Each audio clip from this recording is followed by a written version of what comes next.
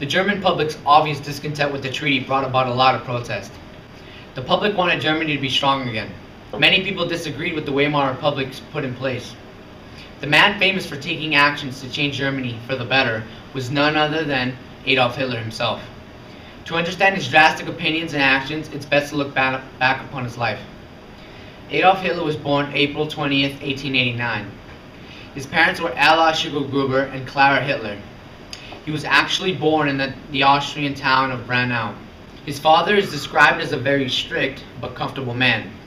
Unlike his father, Clara was very caring and showered Adolf with love. This attention most likely explains why he is known for his mother's surname, unlike the norm of having the father's. Within a period of 7 years, the family moved 3 times. The family ended up living across a Benedictine monastery. The monastery's coat of arms was reported to have a swastika as the most eye-catching piece. As a child, Hitler's dream was to enter priesthood. I'm sure through these musings he became attached to the symbol, and explains why he chose it to lead his country out of the abyss they were in. Much like a priest guides his believers to heaven.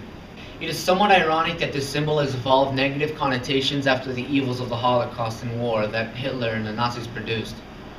In school, Adolf was intelligent, but he disliked most of his subjects, except history, which was taught with strong nationalistic bias. This would explain why he was so caught up in German affairs even though he was Austrian-born.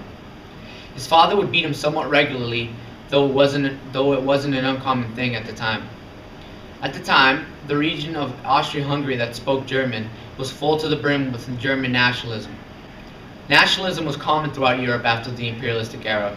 Unfortunately, his father died shortly. Because Adolf had lung infections, he dropped out when he was 16. His mother was diagnosed with terminal breast cancer near the same time. Adolf's most loved relative then died. The doctor was Jewish and may have sown the root of his anti-Semitism. He stayed in Vienna for 6 more years. He ran out of money lent to him by relatives and his orphan pension during the time. He resolved to live in men's hostels for 4 years. Despite his poverty, Adolf spent much of his time reading up on political events and witnessing them himself at the Imperial Parliament.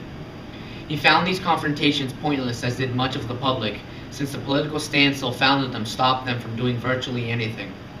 It was here in Vienna that his anti-Semitism was fueled by the media's opinions.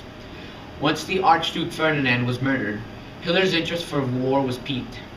He joined the army, where he rose to Lance Corporal and won 2 Iron Crosses for bravery. Before the war was over, Hitler was evacuated due to injury. He came back and served 4 more years in the trenches. Soon after, Germany was plagued by communist insurrections. Some leaders were Jews, and this created a hatred for them and communists.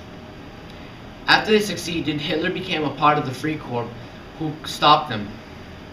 The members of the corps became the key members of the Nazi Brown Shorts, or the SA, as they're better known.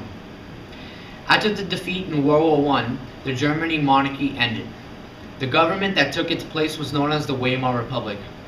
After they signed the Treaty of Versailles, the public was in an uproar. The treaty would make the country a mockery. With substantial territory loss, enormous bills to pay, weak military, and weak political leadership and influence, how could they recover? This left many of the citizens disillusioned, but people like Hitler used it as their rallying cry. They too were disappointed and angry at these events, but they used it as their rallying cry. Strong nationalistic feelings arose to lift the country out of this crisis. With this, Hitler would gain the political power he sought. He soon joined the German Workers' Party, who were a disorganized group with few members. With his leadership, they gained following and became an actual political party. Anti-Semitism became a key part of the party's platform. It is through here that Adolf began showing his prowess in public speaking. He created a 25-point plan for the party, which mainly focused on revoking the treaty and the harsh treatment of the Jewish community, whom they blamed for the country's troubles. After gaining tons of attention using newspapers and the invigorating speeches, the party quickly grew. The party name changed to National Socialistic German Workers' Party, or how they came to be known as the Nazis. In 1923, the Bavarian government defied the Weimar Republic because it was too far left. Hitler used this situation to his advantage. He concocted a plan to perform a coup d'etat, take the government by force. On November 8, 1923, He held a rally at a Munich beer hall and tried to start a revolution. The next morning, when they marched to Berlin, they were stopped by the police, and what came to be known as the Munich Push was stopped. Hitler was sentenced to 5 years in jail, but ended up only serving 9 months. While he was in prison, Adolf Hitler wrote his book, Mein Kampf, or My Struggle, which was somewhat of an autobiographical work, but he constantly lied to get ideas across and make himself look better. He let out many ideas about what he felt Germany should be like.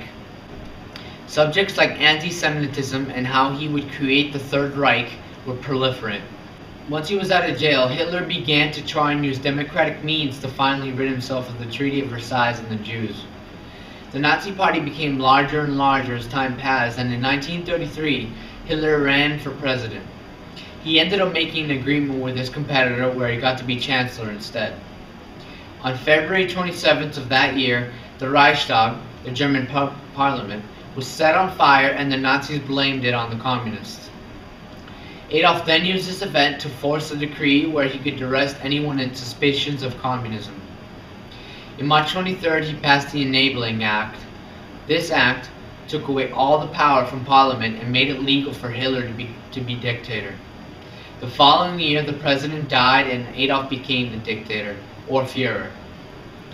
With full control of the country, he banned all other political parties that were not the Nazi Party. With all this power, Hitler and the Nazi Party could finally make Germany great again.